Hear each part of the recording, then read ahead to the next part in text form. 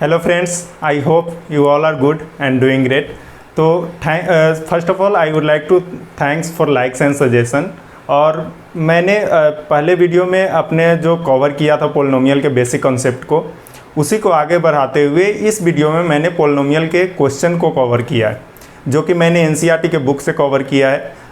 तो 2 मिनट मैं लूँगा ताकि उसको रिकैप कर सकूँ कि मैंने पहले वीडियो में क्या बेसिक कॉन्सेप्ट में कौन कौन सा पॉइंट को कवर किया था।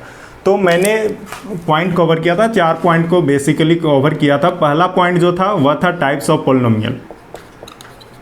दूसरा जो पॉइंट था वह था कि डिग्री ऑफ पोलिनोमियल क्या होता है। तीसरा पॉइंट जो मैंने कवर किया था वह था प्रॉपर्टीज ऑफ पोलिनोमियल। और चौथा पॉइंट जो मैंने कवर किया था वह था ऑपरेशन। ठीक है, तो टाइप्स ऑफ पोलिनोमियल में मैंने कवर किया था कि there are mainly 3 types of polynomial, monomial, binomial and trinomial. Degree में मैंने कवर किया था कि the highest degree, the degree of the polynomial is the highest exponent covering in any expression is called the degree of that polynomial. ठीक है, और उसके बाद मैंने प्रॉपर्टीज़ में 4 प्रॉपर्टीज़ को कवर किया था। पहला था डिवीज़न एल्गोरिदम का, दूसरा था बैजर्स थ्योरम का, तीसरा था रिमाइंडर थ्योरम और चौथा था फैक्टर थ्योरम, जो कि मेन इंपॉर्टेंट था प्रॉपर्टीज, उसी को मैंने कवर किया था। ऑपरेशन में मैंने देखा था कि कैसे हम किसी पोलिनोमियल एक्सप्रेशन को कैसे डिवाइड करते हैं, सब्ट्रैक्ट करते हैं, ऐड करते हैं और मल्टीप्लाई करते हैं। ठीक है, तो ज़्यादा डिटेल में नहीं जाएंगे। तो अब आगे हम पोलिनोमियल के क्वेश्चन को कवर करते हैं कि कैसे हम उसको सॉल्व करते हैं। ठीक है,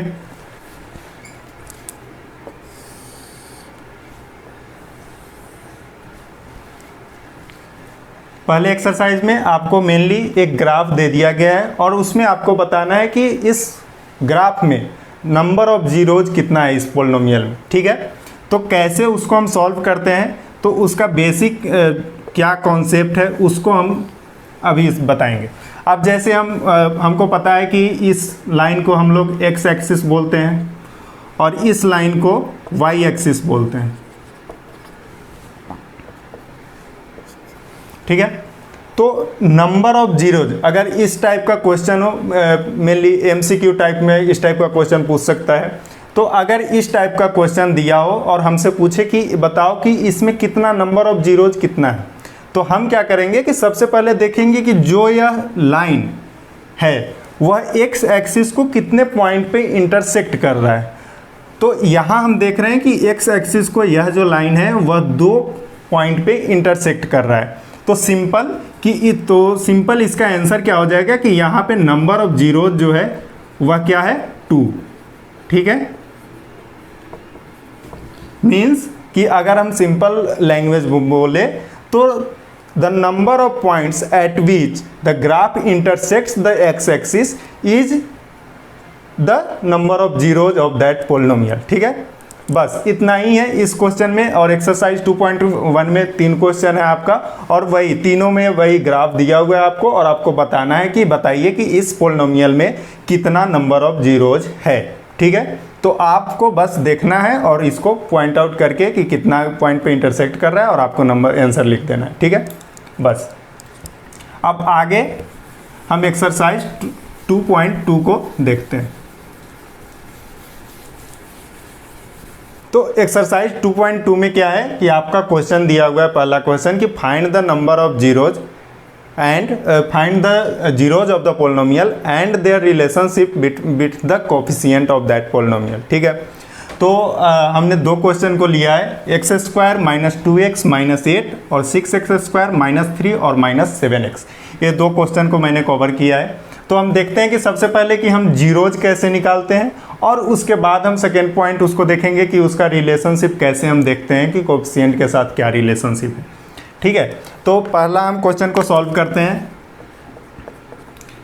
x² - 2x - 8। अब आप लोगों को पता होगा कि हम कैसे किसी पोलिनोमियल एक्सप्रेशन को कैसे फैक्टराइज करते हैं। तो सबसे पहले तो हम इसको फैक्टराइज करेंगे कि फैक्टराइज अब हम कैसे करेंगे इसको। तो फैक्टराइज करने में हम क्या देखते हैं कि जो मिड टर्म जो होता है, बीच वाला जो टर्म होता है उसको, और जो कांस्टेंट टर्म होता है, तो हम कांस्टेंट टर्म को इस तरह ऐड या सब्ट्रैक्ट करते हैं, ठीक है, कि उसका जो ऐड और सब्ट्रैक्ट करने पे बीच वाला टर्म आ जाए और मल्टीप्लाई करने पे कांस्टेंट टर्म आ जाए।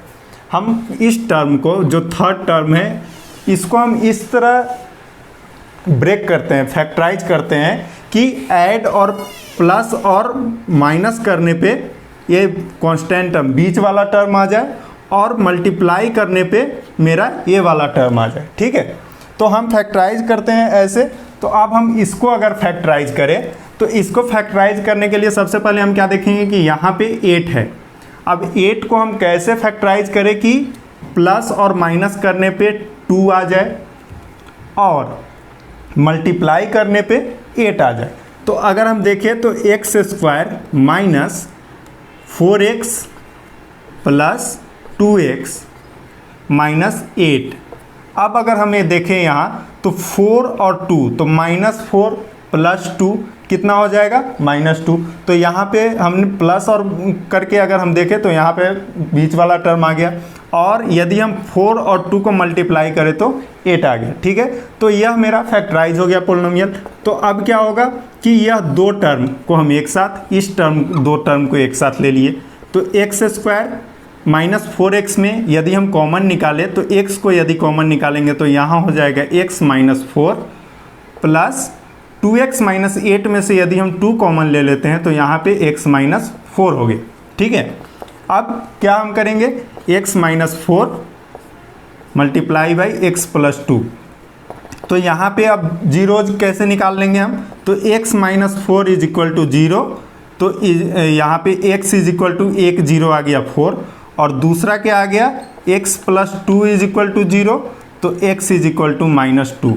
तो जीरोज ऑफ द पोलिनोमियल इसका क्या आ गया आपका,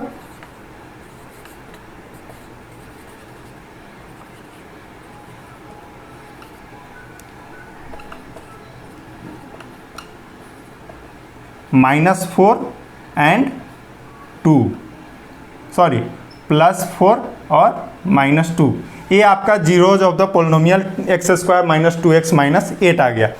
तो जीरोज ऑफ द पोलिनोमियल तो हम ऐसे निकाल लेते हैं। अब दूसरा पार्ट हमको जो कवर करना था वह कवर करना था कि हम इसका रिलेशनशिप हम इसका कैसे हम देखते हैं कि कोफिशिएंट के साथ क्या रिलेशनशिप होता है, ठीक है।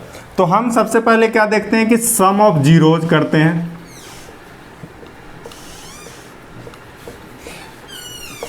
तो सम ऑफ जीरोज, इसको हम क्या बोलते हैं, इसका रिलेशनशिप हम देखते हैं minus coefficient of x divided by coefficient of x square, ये होता है। तो सम ऑफ जीरोज अगर हम यहाँ पे करें तो यहाँ पे क्या था 4 प्लस -2, तो यह क्या हो गया, अगर हम इसको b/a ले ले तो यह क्या आ गया आपका 4 प्लस -2, तो ये कितना हो जाएगा आपका 4 -2 2 इज इक्वल टू -b/a, ठीक है। और प्रोडक्ट ऑफ जीरोज यदि हम ले,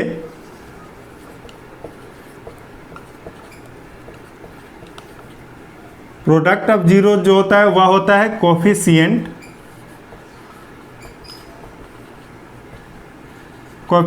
of constant term divided by coefficient of x square, ठीक है। तो इसका क्या हो जाएगा 4 multiply by -2 is equal to, इसको हम लोग बोलते हैं c/a, तो यह क्या आ जाएगा -8 इज इक्वल टू c/a, ठीक है। तो यह कब होगा, जब हम कोई इक्वेशन लिए हुए हैं ax² plus bx plus c, तो यहाँ पे a इज इक्वल टू आपका क्या दिख रहा है 1, then b is equal to आपका क्या आ गया -2 and c is equal to आपका क्या आ गया -8।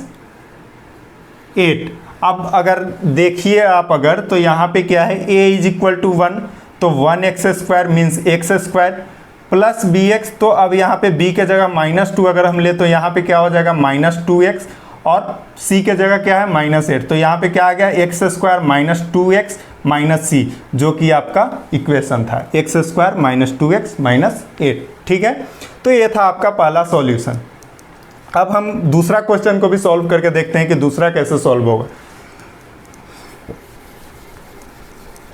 क्वेश्चन हम सॉल्व करके देख लिए कैसे होगा, उसी को हम दूसरा क्वेश्चन एक और क्वेश्चन को सॉल्व करते हैं। तो दूसरा मेरा क्या है एक्सप्रेशन 6x² - 3 - 7x। तो सबसे पहले तो इसको हम अरेंज कर लेते हैं, तो यह हो जाएगा 6x² - 7x - 3।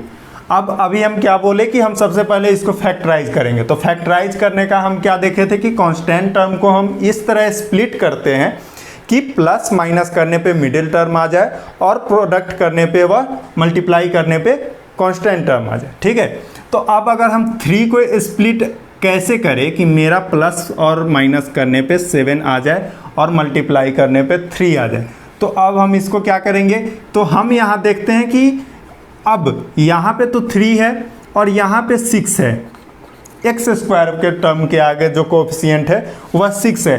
तो हम ऐसे क्वेश्चन में क्या करते हैं कि इसका x² का जो कोएफिशिएंट होता है उसको सबसे पहले हम कांस्टेंट टर्म के साथ मल्टीप्लाई कर लेते हैं। तो यहाँ पे हम इसको सॉल्यूशन में नहीं लिखते हैं, बस हम आपको समझाने के लिए इसको हम लिख देते हैं कि सबसे पहला स्टेप जो हम करेंगे वह क्या करेंगे कि 6 को हम 3 से मल्टीप्लाई कर लेंगे। अब क्या हो गया 18। अब हम 18 को स्प्लिट करेंगे ताकि प्लस माइनस करने पे 7 आ जाए और मल्टीप्लाई करने पे 3 आ जाए। ठीक है, तो 18 को अगर हम प्लस माइनस करें तो क्या हो जाएगा आपका, अगर हम ले लें 9 और 2 को यदि हम स्प्लिट करते हैं तो यहाँ पे क्या हो जाएगा 6x² minus 9x plus 2x minus 3। तो अब देखिए कि अगर हम प्लस माइनस करें तो -9 और +2 -7, जो कि मेरा मिडिल टर्म आ गया। और अगर हम इसको प्रोडक्ट करें मल्टीप्लाई करें तो -9 × 2 तो कितना हो जाएगा -18। तो 6 × 3 क्या था मेरा -18, जो कि हमको फैक्टराइज करना था। ठीक है, तो मेरा ये फैक्टराइज हो गया।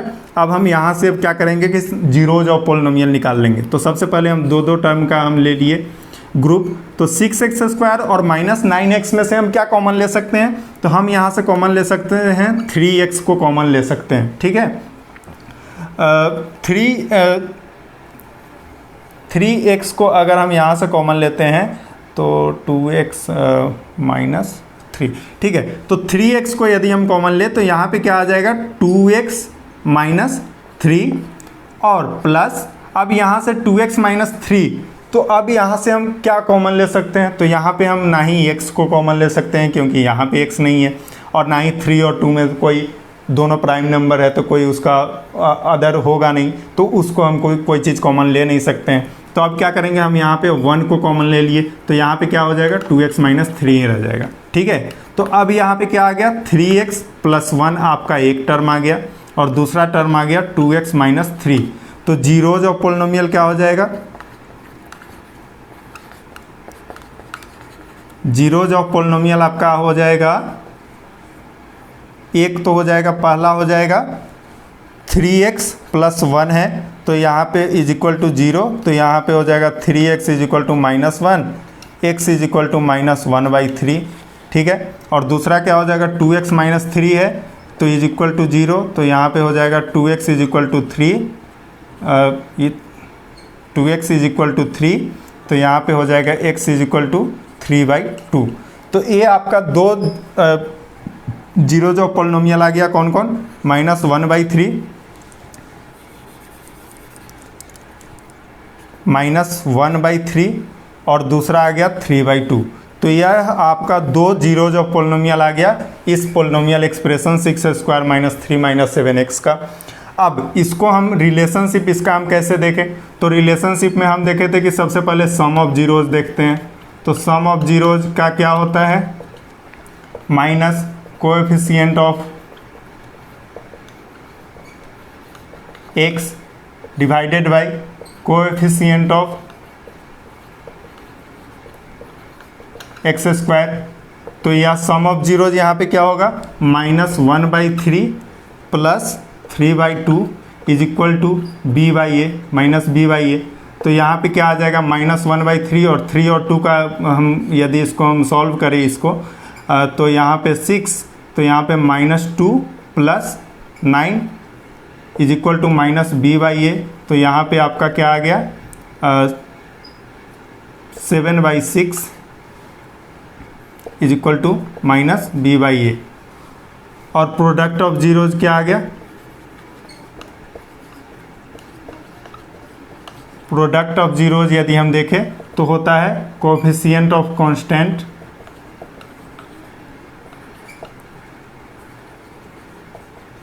Coefficient of constant term divided by coefficient of x square.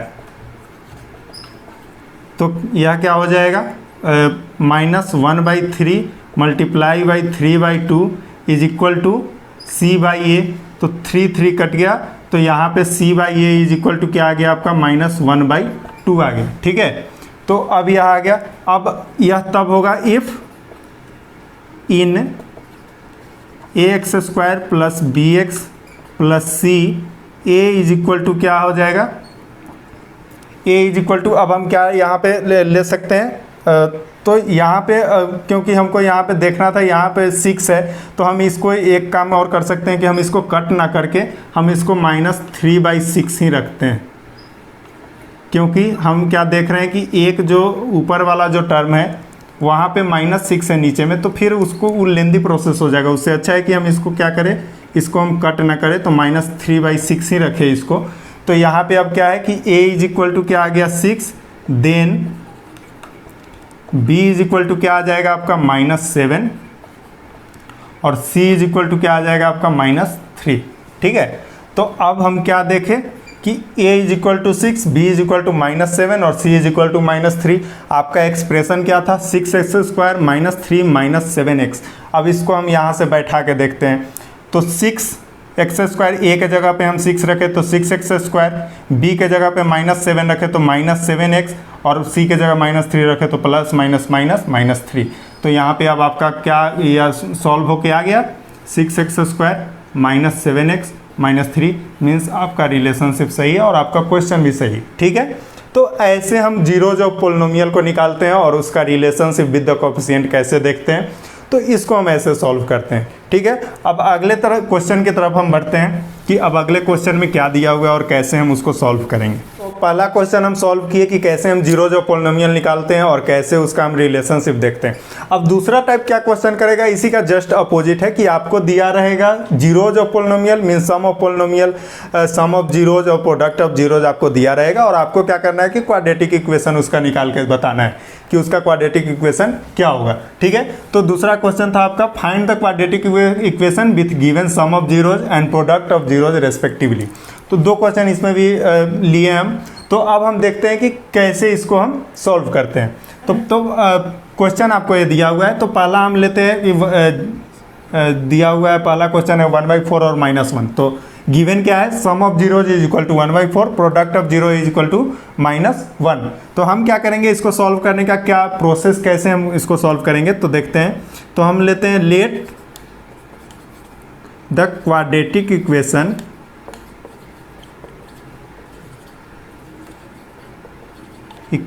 B ax square plus bx plus c where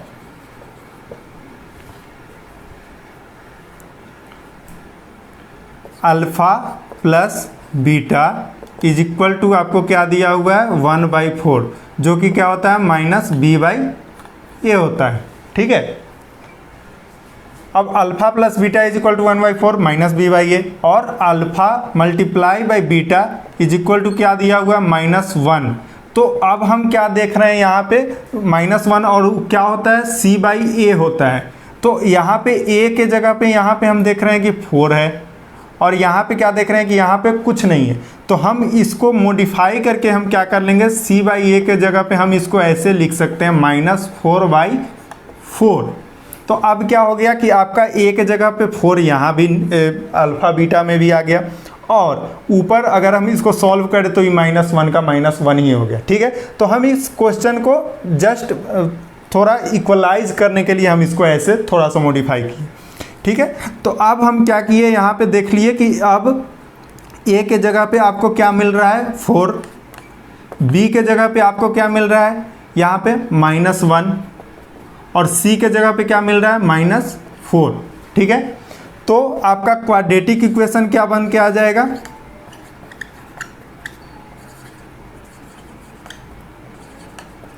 quadratic equation जो आपका बन के आ जाएगा वह क्या हो जाएगा कि ax² मीन्स a 4x²,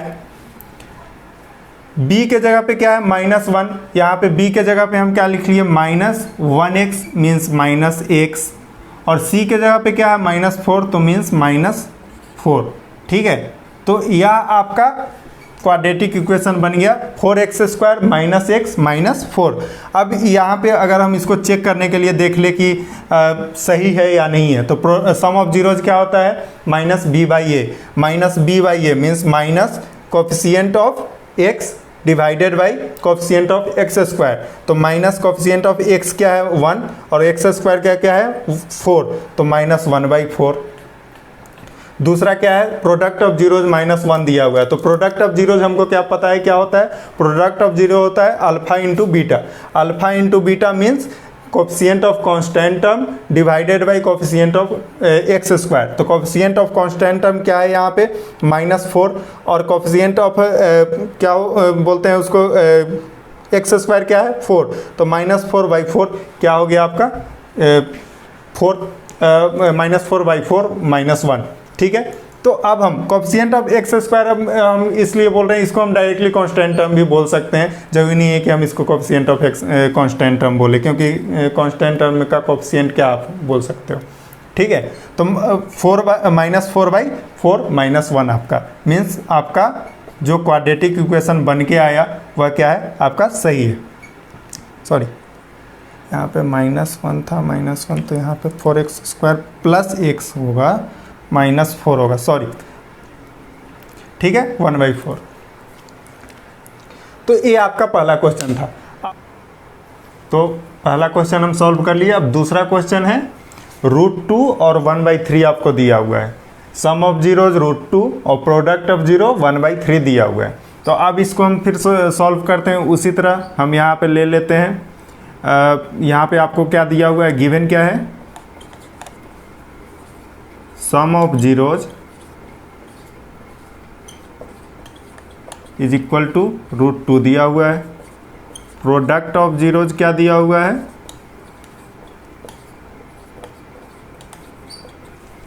1/3 दिया हुआ है। ठीक है, तो अब इसको हम आगे बढ़ाते हैं, कैसे हमको स्टार्ट कैसे करना है सॉल्व करना। तो हम यहाँ पे लिख देते हैं let the quadratic equation be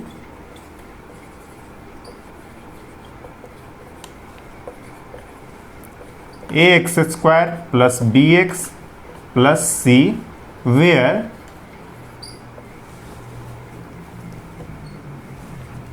alpha plus beta जो कि sum of zeros is equal to क्या है √2। ठीक है, इज इक्वल टू -b/a और alpha beta product of zero क्या दिया हुआ है 1/3 जो कि होता है c/a। ठीक है, अब हम क्या देख रहे हैं यहाँ पे कि हमको सम ऑफ जीरोज वाले में a का वैल्यू यहाँ पे नहीं दिया हुआ है और प्रोडक्ट ऑफ जीरोज वाले में a का वैल्यू क्या है 3। तो पहले क्वेश्चन में क्या था कि प्रोडक्ट ऑफ जीरोज में a का वैल्यू दिया हुआ था, सॉरी सम ऑफ जीरोज में a का वैल्यू दिया हुआ था, प्रोडक्ट ऑफ जीरोज वाले में a का वैल्यू नहीं दिया हुआ था। तो हम उसके हिसाब से उसको वहाँ पे चेंज किए थे वैल्यू को। तो उसी तरह अब हम यहाँ पे क्या करेंगे कि हम इसको ऐसे इस तरह मॉडिफाई करेंगे कि इसके वैल्यू में कोई डिफरेंस ना हो, लेकिन हमको a का वैल्यू यहाँ 3 आ जाए यहाँ पे। ठीक है, तो हम क्या करेंगे यहाँ पे ले लेंगे, इसको हम ले सकते हैं 3√2/3। तो अब क्या होगा कि 3 कट के √2 का √2 जो ओरिजिनल है वही रह गया और हमको यहाँ a का वैल्यू भी मिल गया 3। ठीक है, तो अब यह तब होगा जब if a is equal to क्या हो जाएगा यहाँ पे 3, then b is equal to क्या हो जाएगा, 3√2 है, माइनस b का वैल्यू क्या हो जाएगा, -3√2, और c का वैल्यू क्या हो जाएगा, 1। ठीक है, so the quadratic equation that we gate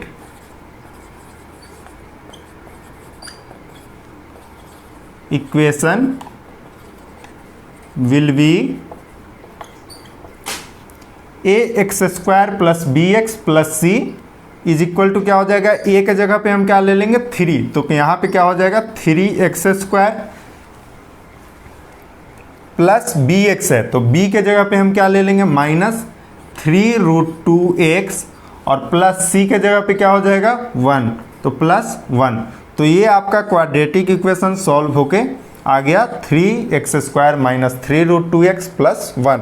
अब इसको अगर हम चेक करना चाहे तो हम कर सकते हैं, sum of zeros alpha plus beta minus b/a, तो -3√2/3, 3 कट जाएगा, √2 बच गया आपका, तो ये आपका सही है। और product of zeros c/a means 1/3, तो 1/3, तो ये आपका जो दिया हुआ है इट मीन्स कि हमारा जो क्वाड्रेटिक इक्वेशन बन के आया वह क्या है, सही है। ठीक है, तो ये था मेरा दूसरा क्वेश्चन, और एक्सरसाइज 2.2 में दो क्वेश्चन ही दिया हुआ है। क्वेश्चन 1 जिसमें आपको क्वाड्रेटिक इक्वेशन दिया हुआ था, उसका सम ऑफ जीरोज और प्रोडक्ट ऑफ जीरोज निकालना था, और दूसरा क्वेश्चन में आपको सम ऑफ जीरोज और प्रोडक्ट ऑफ जीरोज दिया हुआ था, आपको क्वाड्रेटिक इक्वेशन उसके बेस पे निकालना था। तो ये दोनों क्वेश्चन हम देख लिए। अब बढ़ते हैं हम एक्सरसाइज 2.3 के तरफ। तो एक्सरसाइज 2.3 में का क्वेश्चन, पहला क्वेश्चन क्या दिया हुआ है आपको, divide the polynomial px by the polynomial gx and find the quotient and remainder in each of the following. आपको क्वेश्चन क्या दिया हुआ है, आपको दो पोलिनोमियल दिया हुआ है, एक px और एक gx। px x³ minus 3x² plus 5x minus 3, और gx क्या दिया हुआ है, x² माइनस 2। तो आपको याद होगा कि हम क्या बताए थे डिवीजन एल्गोरिदम में, px इज इक्वल टू क्या होता है, gx multiplied by qx plus rx, जो कि यह होता है क्वोशिएंट, यह होता है रिमाइंडर, यह होता है डिवाइजर, यह है डिविडेंड। तो आपको यहाँ यह वाला पार्ट और यह वाला पार्ट दिया हुआ है, आपको यह दोनों पार्ट को निकालना है। ठीक है, तो हम क्या करेंगे कि नॉर्मल डिवीजन एल्गोरिदम को फॉलो करते हुए हम डिवाइड करेंगे gx से px को, और उससे क्या होगा, मेरा क्वोशिएंट और रिमाइंडर निकल के आ जाएगा। तो हम चलते हैं डिवाइड करते हैं, तो हम gx को लिखते हैं x² माइनस 2, डिवाइड करेंगे हम किस डिवाइड हम करेंगे इसको x³ minus 3x² plus 5x minus 3, इसमें हम डिवाइड करेंगे। ठीक है, तो अब अगर हम देखें तो हमको क्या करना है, x² माइनस 2 से इसमें डिवाइड करना है। तो हम सबसे पहले देखेंगे कि x³ को अगर हमको कट करना हो तो हम x² में क्या मल्टीप्लाई करेंगे कि मेरा x³ बन के आ जाए। तो हम इंडिसेज में हम पढ़ते थे कि a to the power m multiply by a to the power n is equal to क्या होता है, a to the power m plus n हो जाता है। इंडिसेज में ये हम पढ़े थे। ठीक है, तो हम यहाँ पे क्या करेंगे कि हमको x² से x³ में चेंज करना है। ठीक है, तो हम क्या अब इसको मल्टीप्लाई किस चीज़ से करें, तो अगर हम x से मल्टीप्लाई करते हैं तो यहाँ पे क्या आ जाए, x² को अगर एक बार और x से मल्टीप्लाई करें तो यहाँ पे x³ हो जाएगा, और -2 को x से फिर मल्टीप्लाई करेंगे तो यहाँ पे क्या आ जाएगा, -2x होके आ जाएगा। अब यहाँ पे क्या आ गया, माइनस प्लस 0, यहाँ -3x² प्लस 7x और -3 आ गया आपका। ठीक है, अब यहाँ -3x² है, यहाँ x² है, तो हम इसको अब किससे मल्टीप्लाई करें, तो हम इसको -3 से मल्टीप्लाई करते हैं। तो -3 से अगर हम मल्टीप्लाई करेंगे तो यहाँ आ जाएगा -3x² और 2 इंटू -3 तो -6। अब इसको प्लस 0, यहाँ पे क्या आ गया 7x, और यहाँ पे क्या आ जाएगा +6 -3 तो +3। तो ये आपका 7x + 3 आ गया, और यहाँ क्या आ गया x - 3। अब यहाँ 7x + 3 से हम x² - 2 को 7x + 3 डिवाइड नहीं कर सकते हम एक्स स्क्वायर माइनस 2 से 7x प्लस 3 में, ठीक है।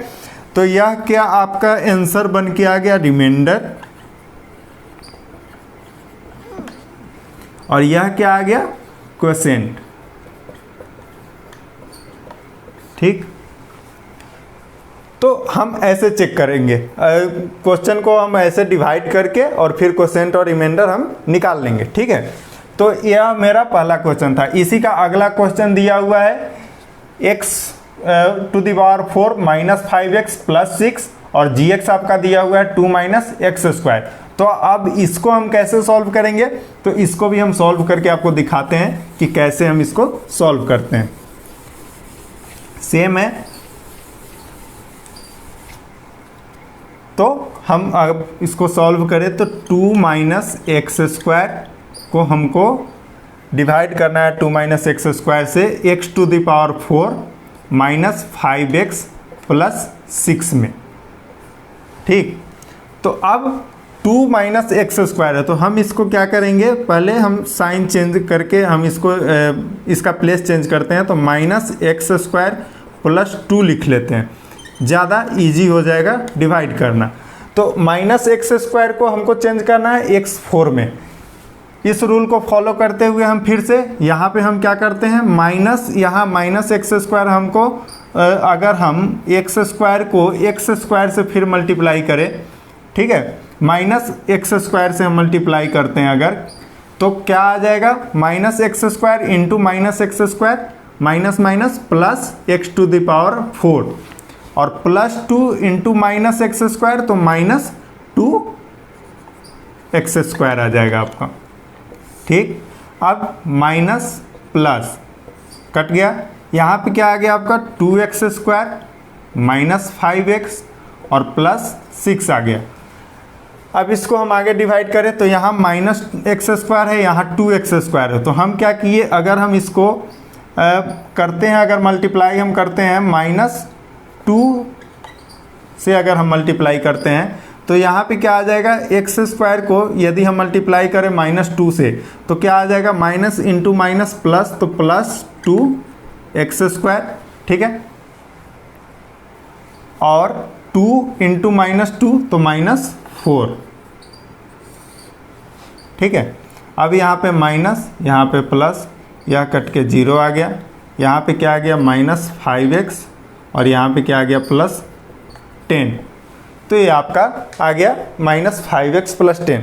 तो यहाँ पे हम अब क्या देख लिए कि यह मेरा क्वोशिएंट, इसको हम क्वोशिएंट है बोलते हैं और इसको हम रिमाइंडर बोलेंगे। तो देखें हम कि कैसे हम अगर px और gx दिया हुआ है तो हम qx और rx को निकाल सकते हैं, और उसी तरह अगर qx rx दिया हुआ है तो हम gx को भी निकाल सकते हैं। px यदि दिया हो मेरा, qx rx भी दिया हो, gx निकालना हो तो हम gx को भी निकाल सकते हैं। ये तो इक्वेशन को हम कैसे सेट करेंगे, ये तो इक्वेशन हम लोग पढ़े हुए हैं, सिंपल लीनियर इक्वेशन को सॉल्व करके भी हम इसको आगे हम सॉल्व कर सकते हैं। अगर मेरा मिसप्लेसिंग कोई भी दिया हो, अगर 4 में से कोई 3 दिया हो तो हम चौथा को आसानी से निकाल सकते हैं, ठीक है। ये तो अलग रूल है, लेकिन यहाँ पे हमको सिंपल px और qx दिया हुआ है, हमको सॉल्व करके क्वोशिएंट और रिमाइंडर निकाल लेना है नॉर्मल डिवीजन को फॉलो करते हुए, ठीक। अब हम इसी एक्सरसाइज के क्वेश्चन 2 के तरफ बढ़ते हैं।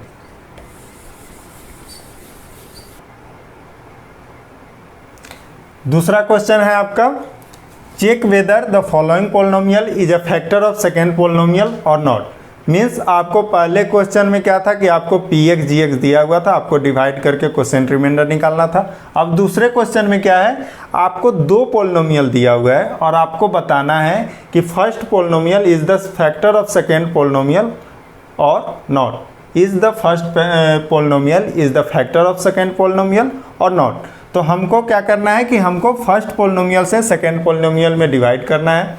अगर डिवाइड करने के बाद रिमाइंडर 0 आ जाता है तो it means that the polynomial is the factor of second polynomial, and if we do not get the remainder as 0 then it means that the first polynomial is not the factor of second polynomial. That's it.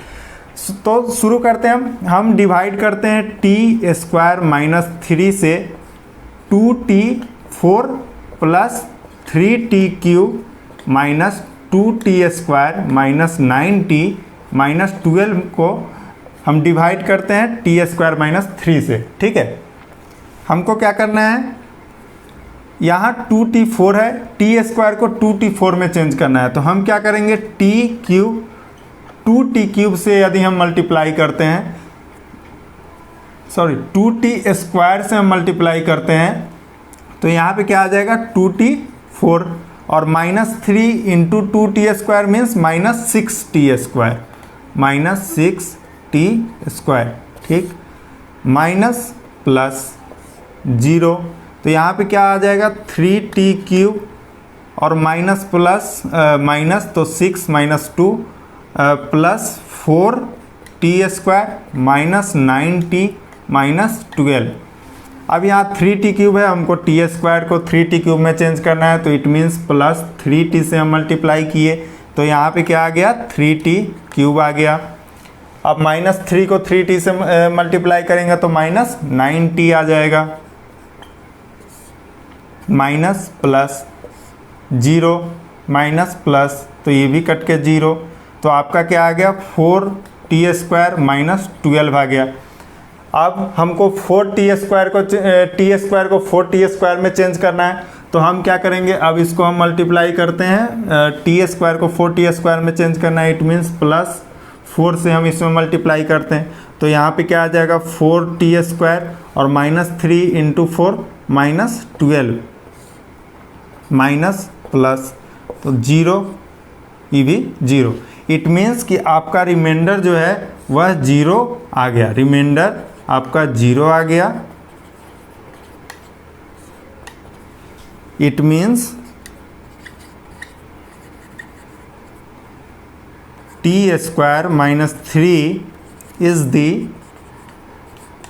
Factor of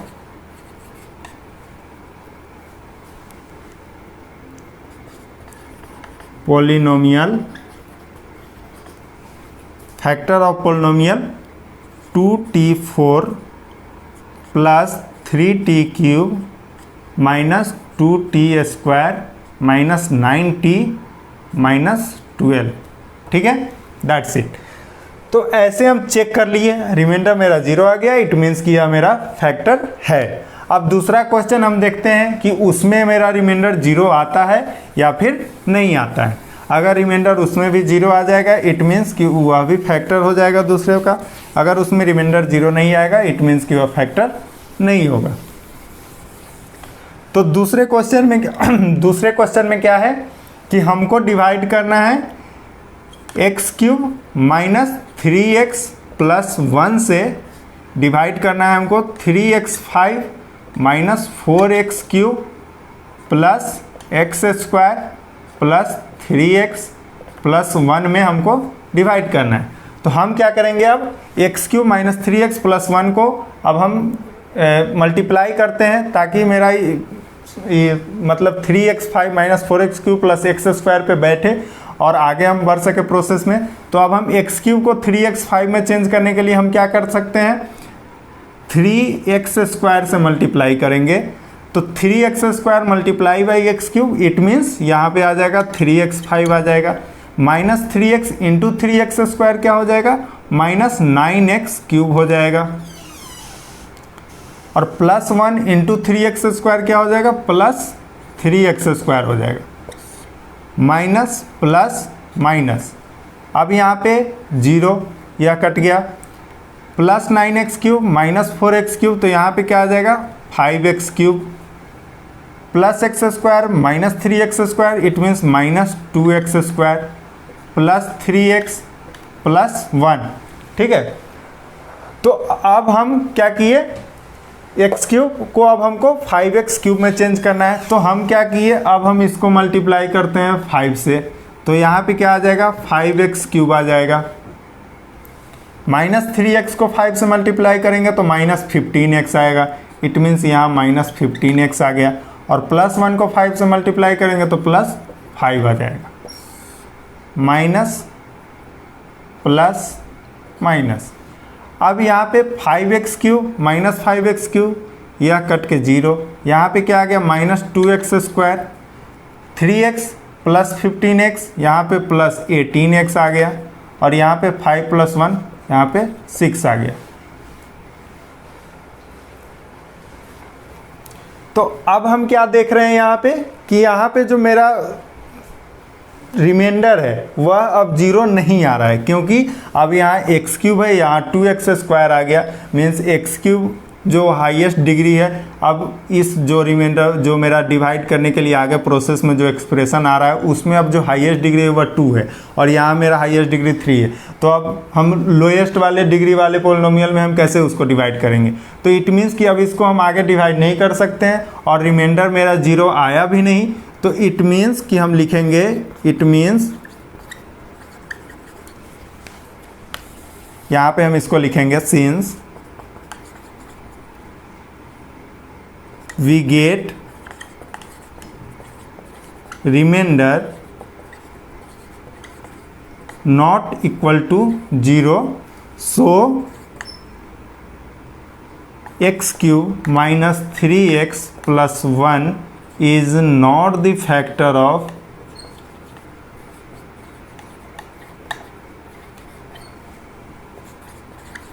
polynomial 3x5 minus 4x³ plus x² plus 3x plus 1। ठीक है, done. तो ये था मेरा दूसरा question. अब हम एक काम करते हैं कि अब एक ही दिन में, अब यहाँ पे हम 3 क्वेश्चन देख लिए, 3 एक्सरसाइज के क्वेश्चन को देख लिए। तो एक ही दिन में अगर हम ज़्यादा और आगे हम क्वेश्चन को सॉल्व करते हैं तो वह एक ओवरडोज की तरह हो जाएगा। ठीक है, तो अब हम इसको यहीं पे कंक्लूड करते हैं। आगे का जो 2.3 का और अगला जो क्वेश्चन सब है और 2.4 का एक्सरसाइज जो है उसको हम नेक्स्ट वीडियो में कवर करेंगे। तब तक आप लोग क्या कीजिए, अब जैसे मैंने यहाँ पे एनसीईआरटी बुक को कवर किया, तो आप लोग क्या कीजिए, अब जो भी बुक आप सॉल्व कर रहे हो, या एनसीईआरटी हो, आर.एस. अग्रवाल हो, या फिर जो भी बुक आप सॉल्व कर रहे हो उसके क्वेश्चन को सॉल्व कीजिए। जो भी आज के लेक्चर में आपने पढ़ा या फिर जो भी सीखा उसके बेसिस पे आप सॉल्व करने का कोशिश कीजिए। सॉल्व हो जाए तो बहुत अच्छी बात है। यदि कहीं कन्फ्यूज़न आ रहा हो तो आप कमेंट वाले ऑप्शन सेक्शन में डालें उसको, फिर मैं उसका रिप्लाई कर दूंगा। और उसके बाद क्या होगा कि आपको भी एक आइडिया लग जाएगा कि हमको यहाँ तक आ रहा है, अब हम आगे के लिए तैयार हैं सीखने को। ठीक है, तो फिर हम आगे उसके वीडियो में उसको हम कवर करेंगे। So thanks, bye bye.